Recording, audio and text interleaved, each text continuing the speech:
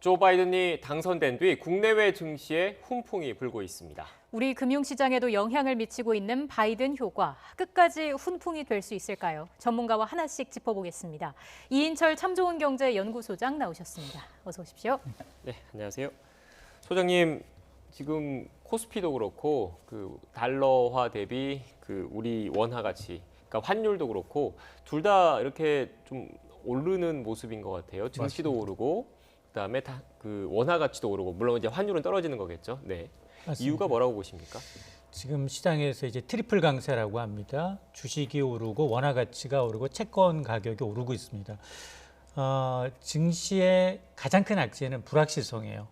근데 지금 트럼프 대통령이 대선 결과에 승복을 하지 않고 있지만 확정에는 변화가 없다라는 데는 의견이 없는 상황이고요. 또 하나가 가장 큰 호재가 뭐냐? 바이든 행정부가 들어서면 추가적으로 경기 부양책을 내놓을 텐데 어마어마한 금액입니다. 무려 2조 2천억 달러예요. 우리 돈으로 하면 2,500조 원인데 지난해 우리나라 GDP가 1,900조 원이 2,000조 원이 채 안 됩니다. 지금까지 4차례 걸쳐서 미국이 추가 경기 부양을 했는데 그게 3조 달러예요. 이에 육박하는 돈을 더 쓰겠다는 겁니다. 이러다 보니까 자연스럽게 달러 유동성이 많아지게 되면 안전자산에서 위험자산으로 이동을 합니다. 그러면 상대적으로 경기 회복이 좀 좋은 국가로 돈이 이동하게 되는데 그게 아마 중국, 한국이 이제 제일 첫 손가락으로 이제 꼽히고 있고 여기다 이제 바이든 당선인의 이제 공약을 좀 들여다보니까 친환경, 2차 전지, 바이오 이런 관련주들이 증시에서 굉장히 많이 외국인과 기관이 매수를 하고 있습니다. 예.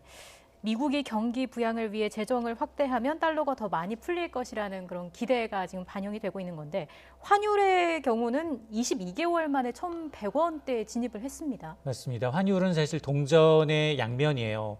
너무 빨리 내리는 것도 굉장히 좋지 않습니다. 물론 우리가 이제 수입 물가를 낮추는 효과도 충분히 있고요. 외국인 투자자들 유인하는 효과가 있습니다. 외국인 투자자 입장에서 국내 증시에 달러를 원화로 환전해서 들어왔는데 수익률도 높아지고 나중에 이제 차익을 실현할 때도 환차 이익까지 얻을 수 있기 때문에 일석이조입니다. 네. 그런데 내부적으로 보더라도 우리 원화 가치 강세 요인은 굉장히 많아졌어요. 9월 경상수지 흑자 폭이 100억 달러가 넘어섰습니다. 여기다 기업 실적도 보복 수업이 우리나라만 있는 게 아니라 유럽에도 있었어요. 미국에도 있었고 삼성과 LG전자의 실적을 보니까 오히려 어닝 서프라이즈 수준의 양호한 실적이 나타나고 있습니다. 자, 이러다 보니까 내부적으로 달러 공급이 넘치다 보니 원화 가치가 오르고 있는데 여기에는 최근 들어서는 이 원화 가치가 중국의 위안화와 동저화 현상이 심해지고 있는데 중국은 이미 2분기부터 경기가 반등을 해서 중국 위안화 가치도 지금 28개월 만에 최고치입니다. 그러다 보니까 하락 요인보다 우리 원화 가치 하락 요인보다 원화 가치 상승 요인이 더 많아졌다라는 겁니다. 네, 이 환율이라는 게 금융 용어고 좀 어려워서 쉽게 좀 정리를 하면 환율이 떨어진다는 건 결국 달러의 가치가 떨어진다는 거고 상대적으로 원화의 가치는 강세가 되는 거지 않습니까? 쉽게 정리를 하면 지금 만약에 미국에 유학을 보내신 분, 자녀를 유학 보내신 분 같은 경우에는 달러 값이 올라가기 때문에 상대적으로 유학 비용이 덜 드는 거고 맞습니다. 외국에서 물건을 들여와서 수입하는 거는 우리 돈의 가치가 더 높아졌기 때문에 더 싼 값에 사들일 수 있는 그런 수입적인 측면에서는 그런 유리한 게 있는데 우리처럼 이렇게 수출 주도의 국가에서는 원화 가치가 올라가면 그만큼 달러로 표시되는 국제 시장에서 달러로 표시되는 우리 상품의 가격이 비싸지기 때문에 가격 경쟁력이 떨어져서 수출에는 좀 악영향을 미치는 것 아니냐 이런 얘기가 있는 것 같더라고요. 어떻습니까? 맞습니다. 그래서 앞서 이제 제가 환율은 동전의 양면으로 비교를 했는데요. 지금 지난 3월 코로나19가 정점일 당시만 하더라도 원달러 환율이 1달러에 1,300원에 육박을 했어요. 네. 근데 지금 1,100원입니다. 거의 200원 가까이 떨어졌다는 거예요. 당시에 이제 삼성전자가 휴대폰을 해외에서 팔았다면 똑같은 1달러를 팔았다면 1,300원어치 이득이 되지만 지금은 1,100원이라는 겁니다. 그만큼 수출입 업체들은 어렵다라는 거고요. 반면에 말씀하신 것처럼 해외 자녀한테 유학 송금을 하거나 해외 여행을 떠나시는 분들은 과거보다 비용 부담이 좀 줄어들었습니다. 여기다 이제 수입 물가가 낮아지는 효과도 있어요. 우리가 해외에서 수입하는 물가 단가가 낮아졌기 때문에 국내에 이제 수입하는 수입 물가는 낮아질 수 있어서 분명히 이제 일부 소비자 물가에 긍정적 영향을 미치지만 우리가 대외 무역 의존도가 63%입니다. 그러니까 수출 기업들이 수출이 잘 돼야 되는데 수출 기업들의 가격 경쟁력이 훼손이 된다면 이 부분은 우리 경제는 마이너스 요인입니다. 네.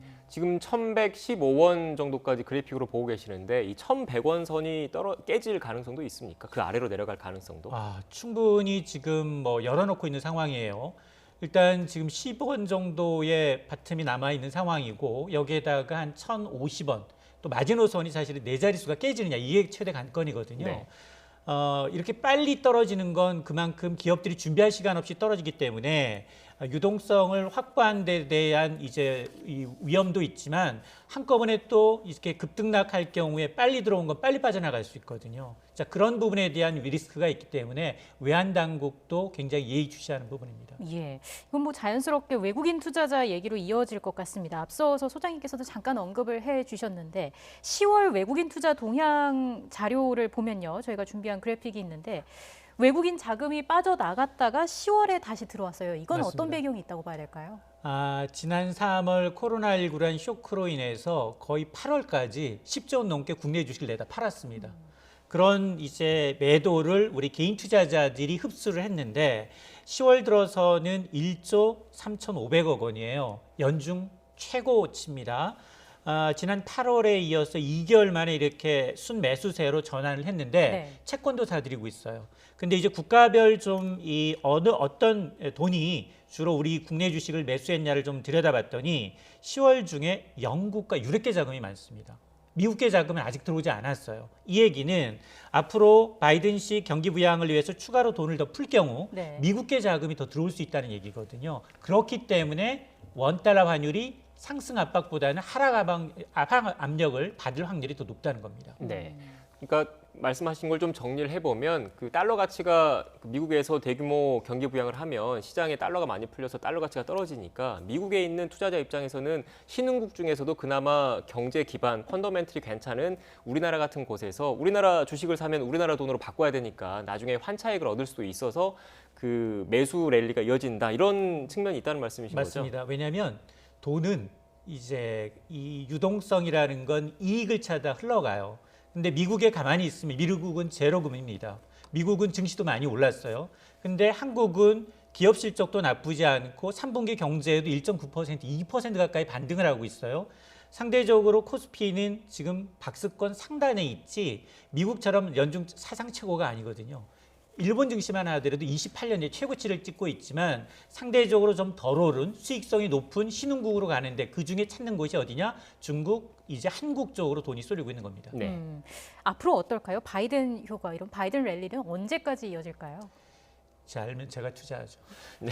근데 사실은 지금 현재 장세는 유동성 장세이기 때문에 너무 좋은 것만 보고 있어요. 사실은 바이든의 공약집을 보게 되면 친환경 규제 강력합니다. 탄소 조정세 받겠대요. 굉장히 이제 탄소를 많이 배출하는 이제 이런 국가에서 만들어진 제품을 국경을 넘어오게 되면 관세를 부과하겠다는 겁니다. 이런 것들은 우리 석유화학이나 일부 업종에는 굉장히 안 좋은 얘기고요. 그리고 IT 글로벌 기업들에 대한 반독점 규제도 그렇게 호재는 아니에요. 네. 그리고 여기다 증세까지 하겠다는 겁니다. 증세는 그 가장 증시에서 싫어하는 이제 이 악재임에도 불구하고 지금 오르고 있는 건 이게 지금 뭐 여러 가지 좋은 것만 받아들이고 있어요. 지금 미국의 의사결정 구조상 하원을 거쳐 상원 그리고 대통령의 재가로 이루어지는데 상원이 지금 공화당이 압승할 것으로 예상이 됩니다. 그러다 보니까 이런 증세 같은 것이 조금은 민주당의 의도처럼 되지 않을 것이다 라고 이제 선택적으로 호재만을 받아들이고 있는 양상인데 그러나 여기서 주목하셔야 될 건 지금 오늘 트럼프 대통령이 막판까지 지금 뭐 마크 에스퍼 국방장관 해임하고 있잖아요. 예. 이런 예고된 악재도 있지만 예고하지 않은 악재가 있습니다. 그게 뭐냐? 지금 미국이 너무 빠른 속도로 재정을 풀고 있어요. 지금 3차까지, 4차까지 GDP에 10% 넘게 돈을 뿌렸습니다. 지금 현재 미국의 GDP 대비 국가 부채는 100%를 넘어섰어요. 국제 신용평가사들이 이 갑자기 늘어난 미국의 쌍둥이 적자를 가만히 놔두지 않습니다. 만에 하나 미국의 신용등급 전망을 낮추거나 신용등급을 낮추게 되면 그때는 미국 시장에 쇼크가 옵니다. 그러면 돈이 예기치 않게 한꺼번에 빠져나갈 수가 있거든요. 이런 점. 또 하나가 만에 하나 지금 경기 부양을 해서 정말 미국 경기가 좋아지고 있다? 그러면 연준이 얘기하고 있는 것처럼 2023년까지 제로금리 유지가 안 됩니다. 그게 바로 긴축 발작이라는 거예요. 예상보다도 빨리 돈을 흡수할 수 있다는 거거든요. 이런 두 가지 변수의 관점에서 달러화가 지금처럼 계속해서 약세로 갈 것인가 이 흐름을 보는 것이 앞으로 경기를 예측하는데 가장 좋은 바로미터가 될 겁니다. 네. 거기다 덧붙여서 아무래도 미국 같은 경우에는 그런 우려도 있지만 초강대국에다가 기축통화국이라는 다른 나라가 갖고 있지 않는 그런 독보적인 권한을 갖고 있기 때문에 이렇게 대규모 경기 부양을 하지 않나라는 의견도 좀 있는 것 같더라고요. 맞습니다.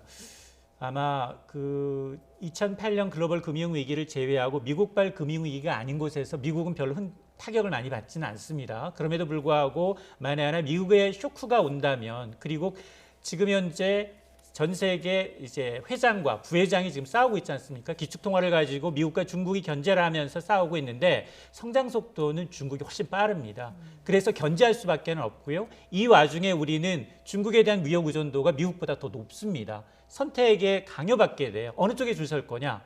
라는 쪽으로 이제 선택의 줄을 이제 좀 강요를 받게 되는데 그럴 경우 우리가 이제 사드 보복에서 경험을 했잖아요. 분명히 대부분의 학자들은 미국의 동맹을 강조하면서 미국에 줄 서라라고 하지만 그러나 그럴 경우 우리가 뭐 롯데부터 시작을 해서 중국의 이런 보복 조치에 굉장히 많이 당해 왔기 때문에 오히려 역조치 우리는 중립을 고수하되 그러면서 상대적으로 미국에 줄 선다면 미국이 과연 사드 보복과 같은 중국의 보복을 완화해 줄 카드가 있는지 네. 이제 상대적으로 우리한테 온 카드를 또 넘겨서 협상의 카드로 좀 쓸 필요는 있습니다. 저희가 지금 화면을 통해서 바이드노믹스, 바이든 당선인의 경제 정책이죠. 그걸 지금 보여드리고 있었는데 다시 한번 띄워주시죠. 소장님께서 바이드노믹스의 키워드를 한번 정리를 해주신다면요. 일단 막대한 재정 확대를 통한 경기 부양 그리고 증세를 통한 양극화 해소, 중산층을 복원하겠다는 겁니다. 예. 그래서 앞서 2조 2천억 달러 규모의 추가 경기 부양책을 준비하고 있고요. 법인세 소득세 인상과 더불어서 최저임금도 한 15달러, 시간당 15달러, 주 2배 이상 인상하겠다는 겁니다. 이외에도 친환경 에너지 인프라에 2조 달러를 투자할 계획이다라는 건데요. 이게 호황제가 같이 맞물려 있습니다. 우리처럼 지금 뭐 철강이나 석유화학, 에너지 다소비 업종의 주력 수출품의 경우에는 타격을 받을 수도 있겠지만 기회 요인도 있습니다. 왜냐하면 전기차 충전소 확충에 따른 전기차 배터리 부분 그리고 뭐 향후 5년간 태양광 패널이나 풍력 발전용 터빈을 더 확대한다라는 것은 우리 관련 기업들이 호재로 작용할 부분도 있기 때문에 네. 이런 부분은 면밀히 좀 지켜볼 필요가 있습니다. 네, 앞서 말씀하신 것과 관련해서 그 준비된 그래픽이 있거든요. 업종별 전망이 있는데 그걸 간단하게 전해드리고 마지막 그 질문 하나 드릴게요. 일단 또 궁금한 게 유가 기름값이 궁금하거든요. 자동차 타고 다니시는 분들은 기름값이 낮으면 쌀수록 좋겠지만 또 전체 산업적인 측면에서 봤을 때는 기름값이 너무 싸도 우리 산업에 좋지 않은 영향을 미치기 때문에 이 국제 유가가 안정적으로 가느냐 마느냐 이 부분도 초미의 관심사인 것 같습니다. 어떻게 보십니까? 맞습니다. 사실 바이든은 화석 연료를 지향하고 앞으로는 신재생 에너지로 탈바꿈하겠다. 2035년이 되면 탄소 제로를 공약으로 내걸었어요. 자, 그러다 보니까 당연히 지금 미국은 최대 산유국입니다. 그럼에도 불구하고 셰일가스 생산을 규제하게 되면 공급이 줄어들면 당연히 국제유가는 오릅니다. 여기에다 오늘은 새벽에는 화이저의 백신 개발 호재까지 더해졌어요. 지금 전 세계에서 가장 두려워하고 있는 게 코로나19가 상수화되는 건데 백신이 개발된다면 소비는 늘어날 수밖에 없고요. 경기 회복세는 더 가팔라집니다. 그래서 오늘 국제유가가 무려 8% 넘게 올라서 서부텍사스 중진류의 경우에는 배럴당 40달러를 넘어섰거든요. 물론 이 화이저의 이제 백신 예방 효과가 이제 90% 넘었다 하더라도 안전성이 됐느냐, 답보가 됐느냐, 가격이 적절한가, 나중에 이제 대중화될 수 있느냐 이런 문제가 있겠습니다만 어쨌든 바이든의 수혜주로 꼽히고 있는 것은 분명해 보이고요. 화석 연료보다는 신재생 에너지, 태양광이나 풍력 발전과 같은 부분에 대해서는 긍정적으로 그리고 이제 2차 배터리 부분, 이 LG화학의 경우에도 지금 나흘째 지금 강세를 보이고 있는 상황인데 이런 이제 수혜주에 대해서는 관심을 갖되 지나치게 너무 이제 테마주로 쏠려서 투자하는 건 좀 금물입니다. 네, 알겠습니다. 미국 대선 이후 경제 상황에 대해서 이인철 참 좋은 경제연구소장과 함께 이야기 나눴습니다. 오늘 말씀 고맙습니다. 고맙습니다.